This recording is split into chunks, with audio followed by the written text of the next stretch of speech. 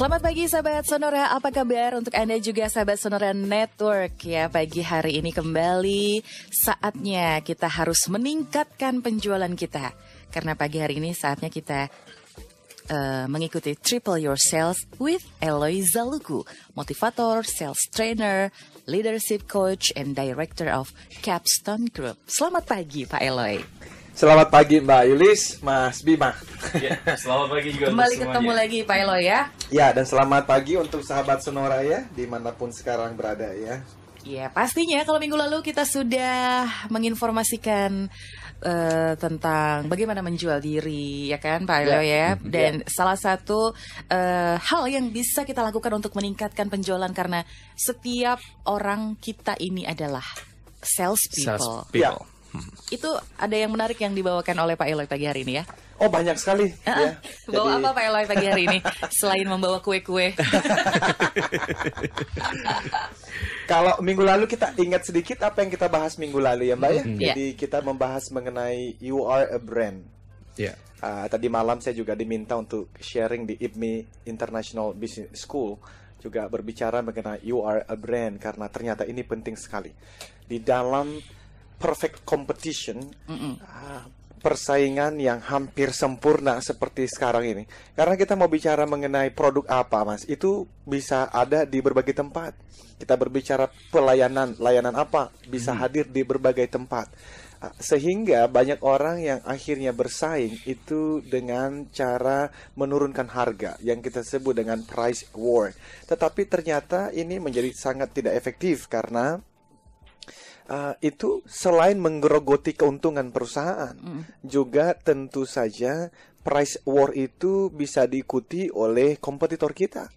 Berbicara mengenai meningkatkan kualitas pun tentu itu bisa menjadi salah satu strategi. Tetapi di tengah persaingan yang hampir sempurna seperti hari ini, kualitas pun itu bisa dengan mudah ditiru oleh kompetitor kita. Jadi ada satu hal yang tidak mudah untuk ditiru, khususnya ini saya berbicara kepada rekan-rekan salesperson, itu adalah kita punya brand, kita punya values. Nah, pertanyaannya adalah, apakah teman-teman salesperson ini dianggap expert di dalam bidang yang digelutin? Karena banyak orang, Mas Bima, itu menjual, let's say, dia bergabung dengan salah satu perusahaan otomotif. Lalu tentu di sana mereka jualan berbagai macam, bisa mobil, bisa motor ya. Tetapi ternyata waktu dia memulai pekerjaannya sebagai seorang salesperson itu kan tidak gampang, Mas. Itu pekerjaan yang bisa dikatakan tuh 3 kali lebih susah dari pekerjaan yang lain. Gitu ya Pak Eloy ya? Iya, susah. Itu gak gampang. Itulah sebab hasil survei membuktikan teman-teman sales agent misalnya, itu ada yang bergabung dalam waktu 1 tahun, 40 orang bergabung, paling yang bertahan 1 atau 2 orang. Yang lainnya hilang sebelum 1 tahun. Tetapi yang bertahan 1 sampai 2 orang ini memang mereka menjadi top agents of the year, mungkin begitu ya. Jadi ini adalah pekerjaan yang tidak gampang, tetapi maka saya juga sering sekali mengingatkan kepada teman-teman salesperson, jikalau kesusahannya sudah 3 kali lebih susah dari pekerjaan lain, maka pastikan gaji dan komisi yang Anda dapatkan itu juga 3 kali lebih tinggi daripada yang lain. Ya iya, udah bekerjanya susah kok. Masa memasuki industri seperti itu, menerima realita kenyataan bahwa gajinya masih pas-pasan. Nah, jadi yang dilakukan adalah, apakah Anda dianggap expert di dalam bidang yang Anda gelutin? Malcolm Gladwell, Mas Bima, itu menuliskan buku yang sangat terkenal, judulnya Outliers.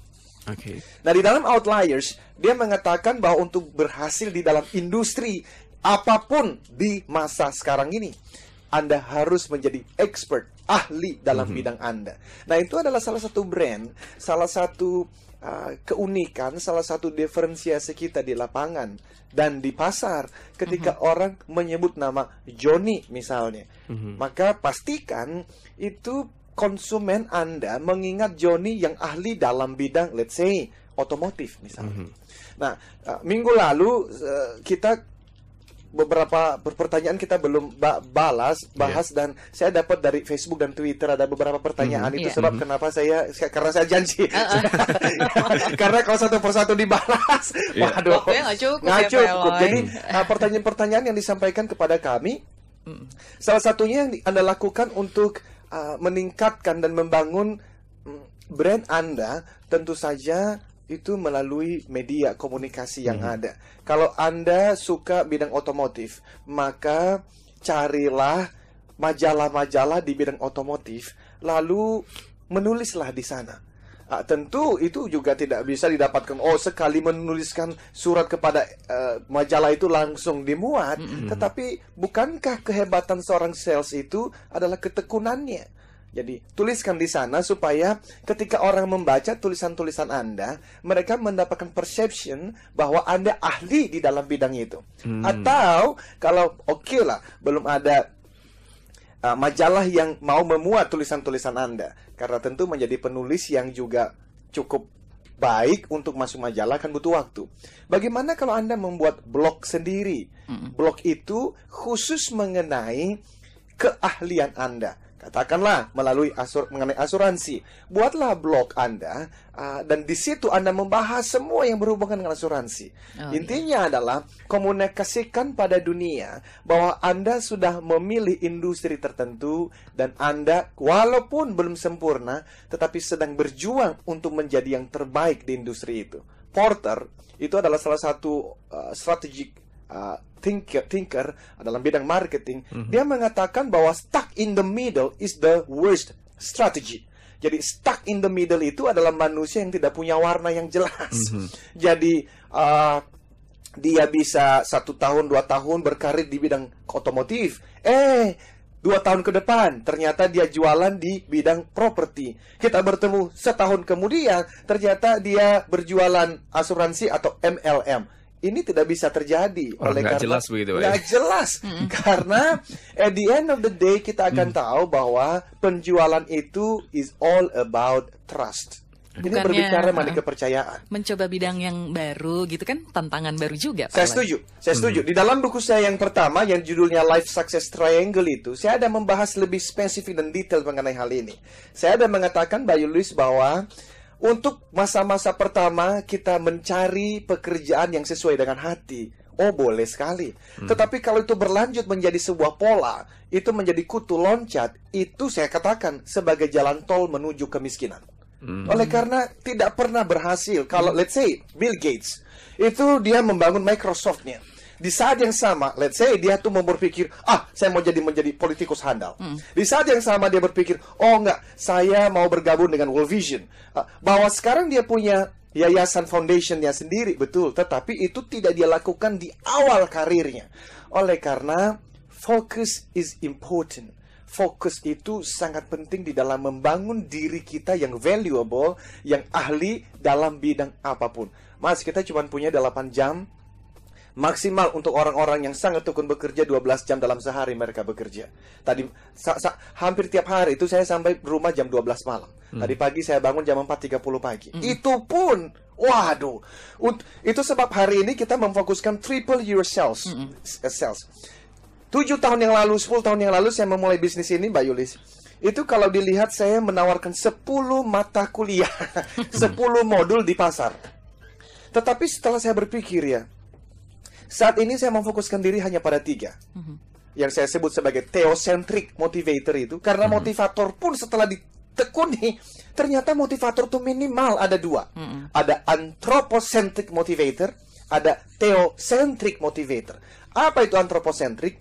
Ini adalah pembicara-pembicara dan buku-buku motivasi yang terlalu berpusat pada kekuatan manusianya dan akhirnya terlalu jauh berjalan melupakan bahwa Tuhan itu punya kedaulatan di atas hidup umatnya.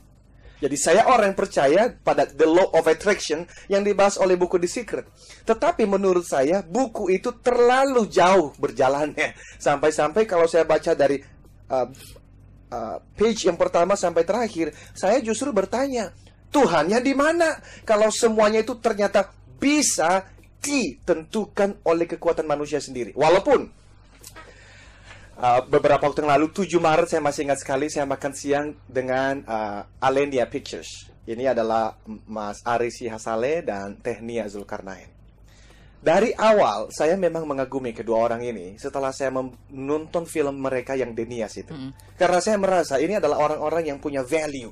Ini orang-orang yang bukan hanya sekedar membentuk film. Ini orang-orang yang punya sesuatu yang mau ditawarkan kepada anak-anak Indonesia. Dan saya pribadi menghargai itu ya. Jadi waktu awal-awal penulisan buku novel based on true story yang Eloy Perjalanan Ajaib Anak Pedalaman Nias ke Panggung Dunia itu sudah terbesit beberapa kalimat dari teman-teman dekat bahwa Eloy ini nanti mungkin bisa difilmkan loh. Nah, waktu berpikir bahwa itu akan difilmkan, entah kenapa yang muncul dalam pikiran saya hanya Alenia Pictures atau Mas Riri Reza dan Mbak Mira. Hanya dua orang itu yang saya pikirkan. Lalu suatu hari saya bertemu di bandara Soekarno-Hatta. Saya lagi pergi training di luar kota. Ternyata waktu di lounge Garuda itu saya bertemu dengan Mas Ale dan Tenia. Kami foto bersama. Waktu itu baru sekedar berkenalan. Saya berikan buku saya yang pertama.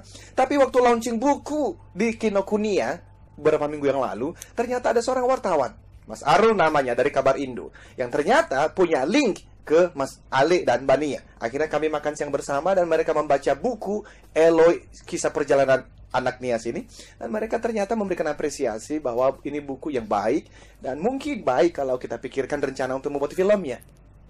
Yang saya katakan, I believe in the power of the mind. Saya percaya pada kekuatan pikiran, Mas.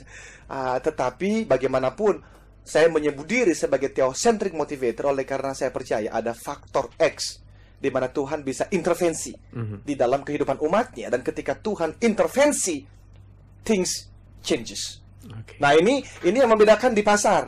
Bicara mengenai yang kedua, sales trainer, itu pun saya baru betul-betul bisa memutuskannya sekitar 6 bulan terakhir. Awalnya saya berpikir, kalau saya sebut sales trainer, nanti pendengar-pendengarku hanya orang-orang sales dong ya. Tapi ketika saya mulai berpikir, no loh, everyone is a salesperson. Semua orang itu tenaga penjual. Jadi harusnya apa yang kita bahas setiap hari Rabu pagi, walaupun judulnya Triple Your Sales with Eloy Zaluhu, tetap ini bisa didengarkan oleh termasuk ibu-ibu rumah tangga.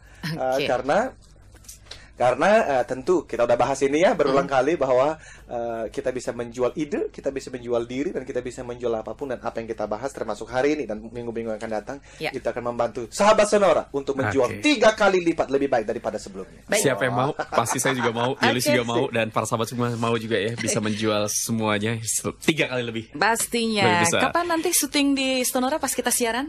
Supaya kita kesorot juga, ya, harus. Oke, nanti kita akan sambung lagi perbincangan bersama dengan Pak Eloy Zaluku, Triple Your Sales with Eloy Zaluku di pagi ini. Yang mau interaktif langsung silakan 0216337783, SMS 0812129200, Twitter @SonoraFM92 atau Twitter @Eloy Zaluku. Baik, kita akan lanjut lagi Yulis ya, perbincangan kita bersama dengan Pak Eloy Zaluku di Triple Your Sales with Eloy Zaluku. Untuk Anda yang mau bergabung, masih kita tunggu di 0812-112-9200 atau bisa juga 0216337783. Topik kita pagi ini kayaknya menarik sekali nih. Rave selling. Relationship based and value creation selling. Ya. Itu apa sebetulnya, Pak Eloy? Sebelum saya bahas itu, saya mau sapa satu sahabat Sonora yang luar biasa nih. Boleh, silakan Pak. Namanya itu Mbak Sugiyarti Zainal, Mbak Ati. Ini, jadi saya punya teman baik itu, waktu dulu kita ngambil kelas MBA di IPMI International Business School, itu namanya Mbak Meta. Udah lama nggak kontak nih, ya karena itu tahun 2008 lalu ya kita ketemu. Lalu kemarin dia @BB saya. Lalu dia ngomong begini. Ini menarik ternyata kita di Sonora ini ya. Dia bilang bahwa tadi pagi dia ada lagi makan dan ternyata ada Mbak Ati ini yang cerita bahwa sekarang dia tuh seneng mendengarkan talk show kita di Sonora setiap hari Rabu pagi. Jadi saya mau nyapa ya. Thank you Mbak Ati terus mendengarkan kita ya. Nah, yang namanya rave selling itu muncul adalah latar belakangnya Mbak Yulis. 100 tahun yang lalu, sebelum persaingan seperti hari ini, orang tuh nggak membutuhkan yang namanya sales model atau sales strategy atau salesmanship, selling skills.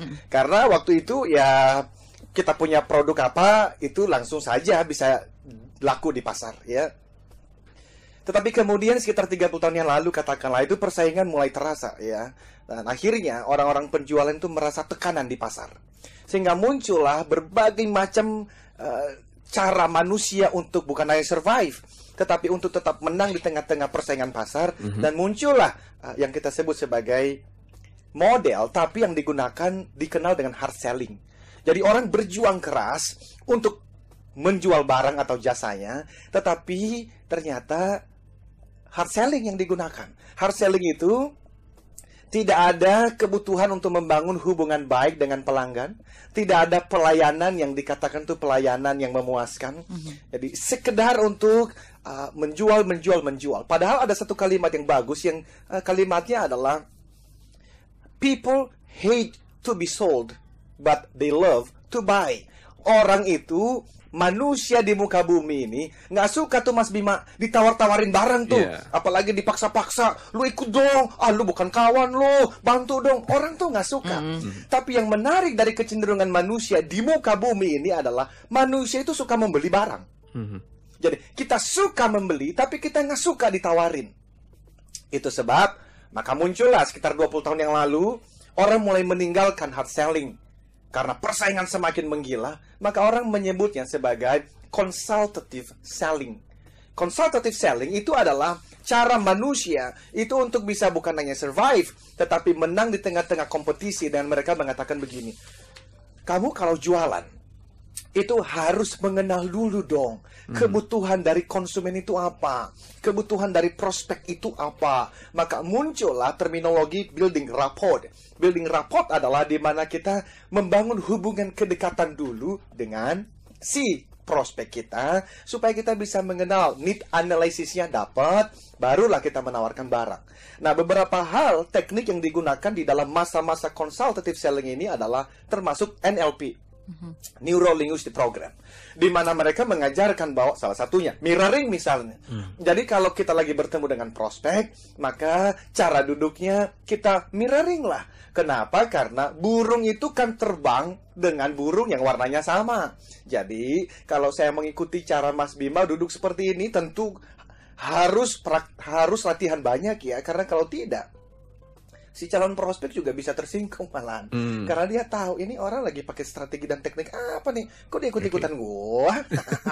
Hal yang lain adalah muncul misalnya hypnoselling.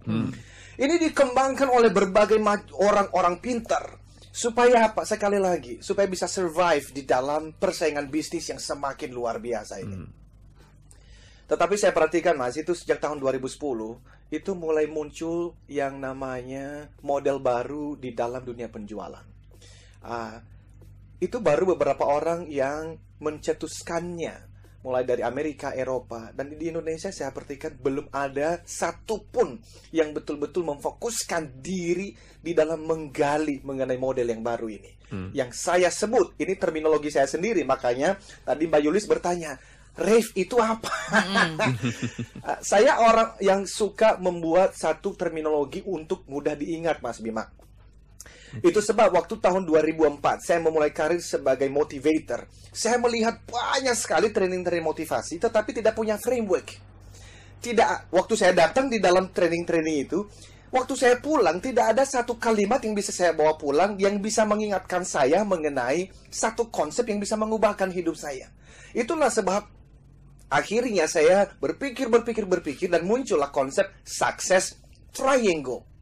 Itu adalah konsep motivasi yang ada personal mastery, interpersonal mastery, dan spiritual mastery. Nah, setelah buku Life Success Triangle itu menjadi national bestseller, dan Success Triangle Motivation Training membawa saya di ratusan perusahaan dan beberapa negara Asia, maka sekarang saya muncul dengan Rave Selling.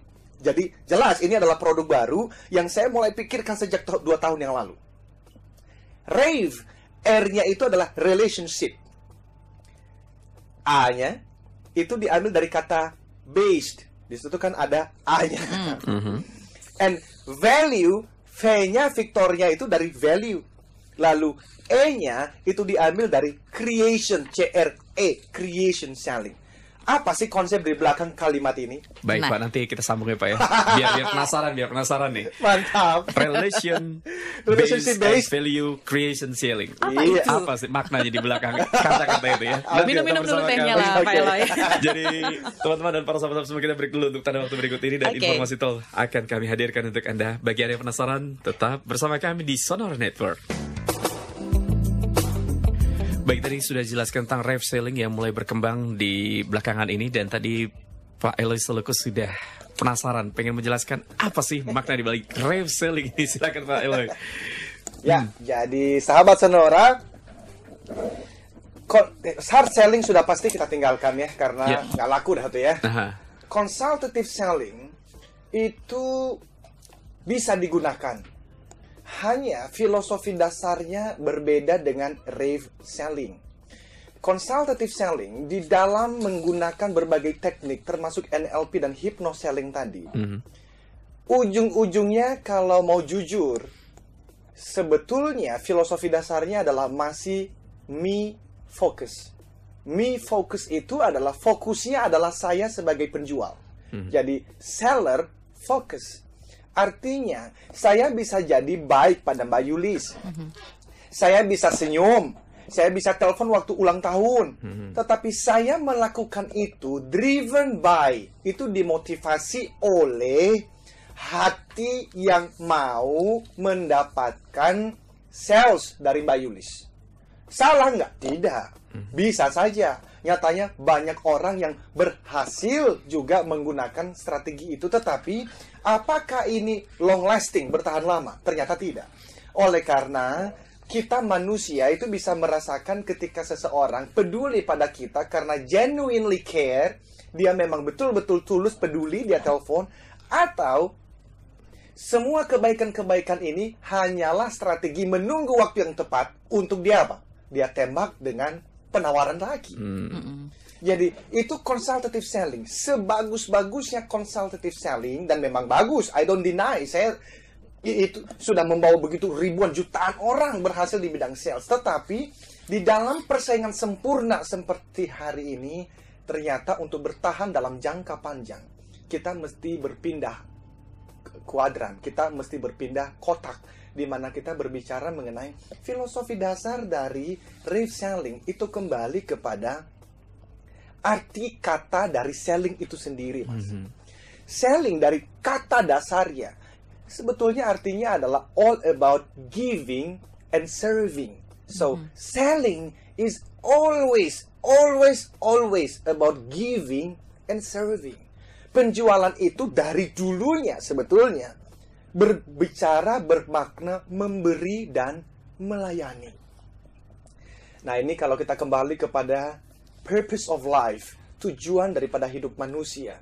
Dan kalau kita melihat orang-orang hebat di seluruh dunia, ini adalah orang-orang yang memang dari sananya driven by, dimotivasi oleh satu spirit yang memang dia mau hidup untuk memberi dan melayani. Walaupun tentu nanti ada pertanyaan dari teman-teman salesperson, kalau memberi dan melayani, kapan gua dapat ordernya? Saya setuju. Kapan untungnya? Saya setuju. Tapi sahabat Sonora, tentu kita sebagai seorang salesperson, kita dituntut untuk capai target. Bahkan saya menjanjikan melalui talk show ini, triple your sales. Pasti keuntungan perusahaan itu sangat penting. Tetapi mindsetnya masih berubah nih. Dan perubahannya 180 derajat, Mbak Yulis. Oleh karena di consultative selling, apalagi di hard selling, seorang salesperson bangun pagi, dia akan bertanya begini, saya bisa jual pada siapa ya hari ini? Rave seller, jadi nanti orang-orang yang mengikuti filosofi baru ini, kita sebut mereka itu rave seller. Dia orang yang selling, menjual, menggunakan modelnya rave, yang mana kita sampai bulan Juni, sampai ke depan kita akan bahas. Nanti kita breakdown satu persatu, jeroannya apa tuh si rave itu ya. Rave seller di pagi hari, pertanyaannya bukan kepada, saya bisa jual kepada siapa hari ini? Tetapi dia akan bertanya, saya bisa bantu siapa hari ini? Oleh karena dia driven by helping others, giving values, gitu loh. Jadi, nah ini akan membuat persepsi dari prospek di dalam dia melihat si salespersonnya. Di hard selling dan consultative selling, konsumen si prospek itu melihat si salesperson itu tidak lebih daripada orang yang sedang berusaha meraih target penjualannya. No more than that, nggak akan lebih. Jadi dia akan mempersepsi ketika ada seorang datang, saya mungkin menghargai Mas Bima ketekunannya yang dia telepon sampai berkali-kali. Tetapi bagi saya orang ini tidak lebih daripada salesperson yang sedang berjuang mati-matian untuk mencapai targetnya. Saya menghargai. Tetapi bagi seorang seller, dia akan dilihat oleh seorang prospek bukan hanya sebagai orang sales yang sedang berjuang mencapai sales targetnya. Tetapi saya akan melihat dia sebagai seorang teman, sebagai seorang problem solver, sebagai seorang sahabat yang ku tahu. Orang ini, dia tidak memikirkan keuntungannya sendiri.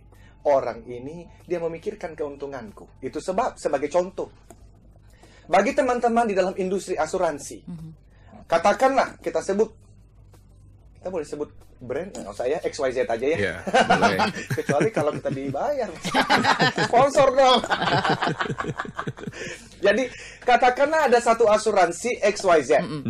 Mas Bima menjadi agen dari XYZ ini dengan produk yang bagus sekali, ya.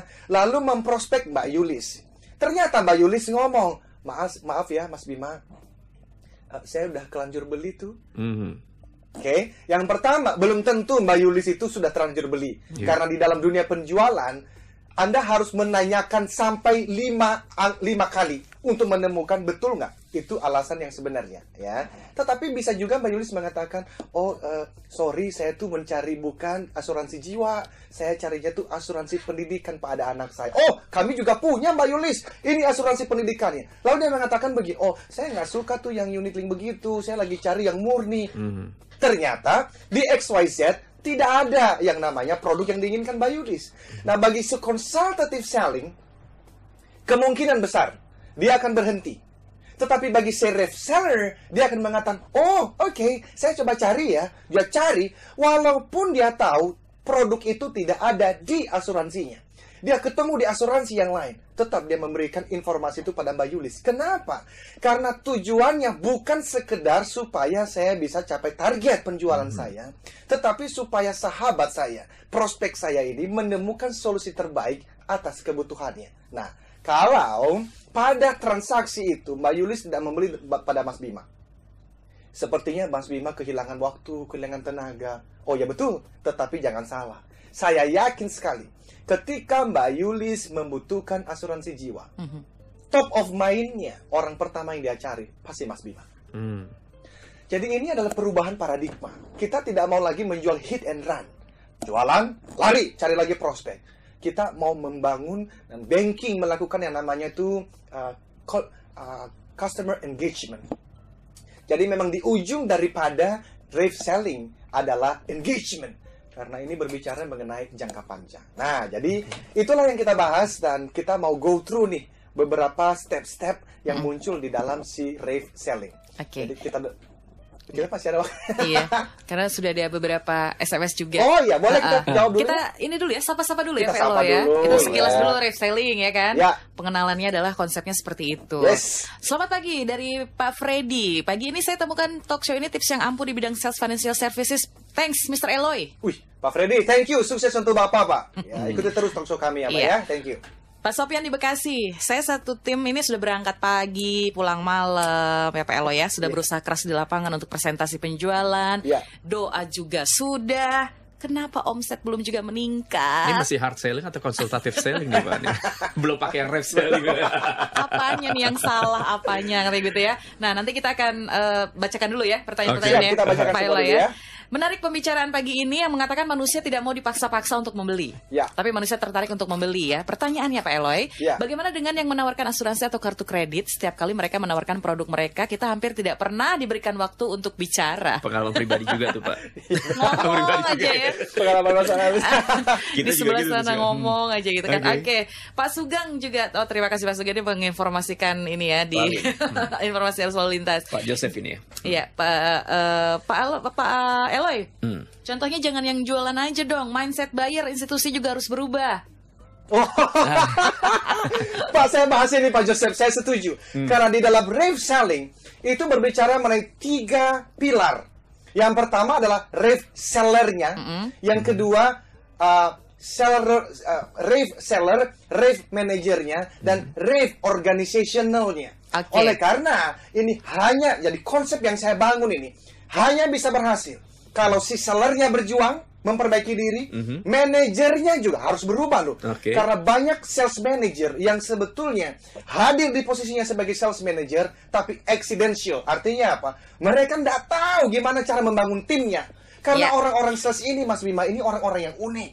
Ini orang-orang yang spesifik sekali kebutuhannya. Jadi kalau tidak disentuh dengan approach yang berbeda, timnya tidak akan berkembang. Tetapi saya setuju Pak Joseph, di dalam modul yang kami bangun ini, di paling tingginya itu berbicara mengenai organizational change. Jadi institusinya Pak mesti memiliki namanya adalah rave seller mindset. Yes, rave seller mindset kita harus break dulu.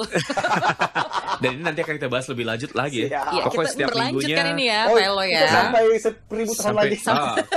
Kita break dulu teman-teman. Dan sama-sama Sonora Network nanti kita lanjut lagi perbincangannya di pagi ini. Ya, kita masih berbahas bersama dengan Eloy Saluku dalam Triple Your Sales di pagi ini, dan tentu saja tentang rave selling ini menarik sekali untuk dicermati. Oleh karena itu bagi teman-teman, ini akan terus berseri ya Pak Elo ya. Berseri Mas Bima. Jadi jangan khawatir kalau hari ini baru saja pembukaan untuk rave sellingnya. Baru kulitnya aja. Nanti minggu depan akan didalami lagi. Nah, ini baru basic filosofinya tadi baru sudah dijelaskan. Ya. Kita juga dalam waktu dekat kita akan mengadakan public training ya selama 1 hari penuh.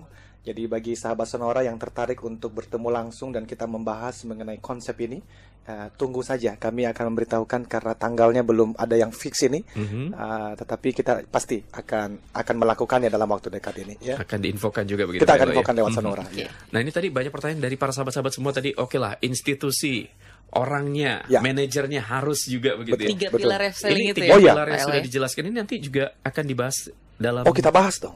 Pasti. Dalam rave selling ini Pak ya? Pasti kita akan bahas karena tidak fair ya kalau kita tuh membebankan semuanya kepada teman-teman sales. Saya setuju ya.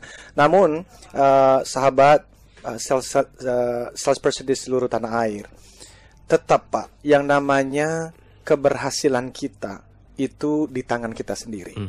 Bahwa sebetulnya bukan hanya dari sales manajernya. Waktu saya berbicara mengenai organisasi atau institusi, memang konsep filosofi seperti ini itu harus top down, harus diadopsi oleh pimpinan tertinggi, karena nanti itu berhubungan dengan strategi pemasarannya. Karena teman-teman yang di lapangan itu mereka menerima produk akhir yang sudah di set di kantor pusat. Jadi produknya, kualitasnya, harganya sudah di set di sana.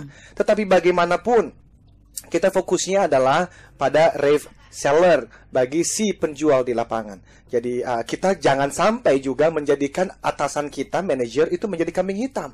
Karena ini menjadi sering saya bertemu dalam profesi seperti ini ya, bertemu dengan orang-orang sales yang berhasil luar biasa, tapi juga orang-orang sales yang bertahun-tahun tidak pernah capai targetnya.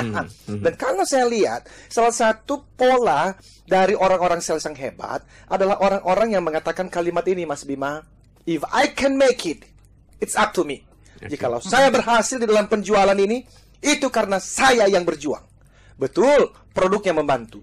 Betul, organisasinya membantu. Tetapi mereka bukan pemeran utama. Nah, memang tentu di dalam pemikiran seperti itu, kalau Anda menjual produk juga yang sudah kadaluarsa, contoh, Anda disuruh menjual mesin tik. Itu Anda menggunakan konsep apapun, Anda nggak akan pernah bisa jual mesin tik. Kenapa? Karena pasarnya sudah lewat. Anda sekarang mesti menjual udah smartphone sekarang, iPad, iPhone, apa segala macam komputer, mesin tik udah nggak dipakai. Jadi tentu kita bicara mengenai STP-nya. Jadi segmentasinya jelas apa tidak, targetingnya jelas atau tidak, positioning di lapangan. Ini pekerjaan orang-orang marketing. Nah, jadi ada beberapa pertanyaan yang lain yang kita boleh juga sapa, boleh juga atau gimana kita ceritanya? Iya, ini ada lagi satu lagi ya, Ya. katanya nih pagi Pak Eloy. Caranya jual produk baru 1 tahun hadir di Jakarta, perusahaan mau spreading dengan cepat, tim sudah diperbanyak dan menawarkan ke toko-toko tapi penjualan masih saja minim. Bapak atau Ibu, terima kasih pertanyaannya. Hanya kalau kami tidak tahu produk apa yang sedang dijual, tentu riskan sekali kalau kami memberikan solusi atau tipsnya ya, karena yang sangat basic di dalam pemasaran itu kan yang dikenal dengan STP tadi itu. Segmennya kemana nih? Kalau Anda jualan mobil yang harganya 100 juta dan Anda prospectingnya itu adalah direktur yang berpenghasilan 100 juta sebulan, Anda salah sasaran. Sebaliknya, Anda jual mobil yang se-M 2M harganya dan Anda prospecting pada karyawan yang gajinya 2 juta sebulan. Sampai berbusa mulut ini, Anda nggak akan berhasil. Jadi, Bapak mohon maaf, nanti Bapak berikan lagi, bisa lewat Facebook kami di Eloy Zaluku. Bapak berikan lagi pertanyaan yang lebih jelas ya. Nanti kan bisa bantu di sana. Oke. Ini kayaknya masih banyak hal yang akan kita bahas, tapi minggu depan ini akan berseri. Jadi tetap nantikan setiap Rabu ya Pak Eloy ya. Setiap Rabu dan sales ya with Pak Eloy Zaluku. Iya, dan silakan ya kita bertemu di Twitter dan bahkan bisa memberikan kita mau mengundang CEO, Sales and Marketing Director untuk bersama-sama dengan kita. Tapi kita mau mendengarkan dari sahabat Sonora, kira-kira mereka mau mengusulkan siapa untuk hadir. Oke, kasih usulan gitu. Kasih usulan dong. Boleh. Jadi bisa lewat Twitter Sonora di mana? Sonora FM 92 Atau bisa di @Eloy Zaluku, ELOYZALUKHU. Coba di sana nanti kita pasti coba datangkan bapak-bapak CEO dan Sales Marketing Director ini ya. Menarik nih kayaknya. Bersama dengan Akan luar biasa, tapi sayang sekali waktu kita nih harus kita akhiri sini Pak Eloy. Minggu depan kita akan bahas dengan satu persatu ya. Tadi Satu baru persatu. basic filosofinya, baru basic filosofi. Minggu depan kita akan leads and referrals. Yes. Ini akan kita bahas secara tuntas. Baik teman-teman, sampai di sini dulu perbincangan kita Triple Your Sales with Eloy Zaluku. Minggu depan di hari yang sama kita akan ketemu lagi ya. Terima kasih dan Thank you, kita Pak akan Eloy. lanjut Terima lagi. kasih. Sampai ketemu lagi minggu Sampai depan. ketemu lagi.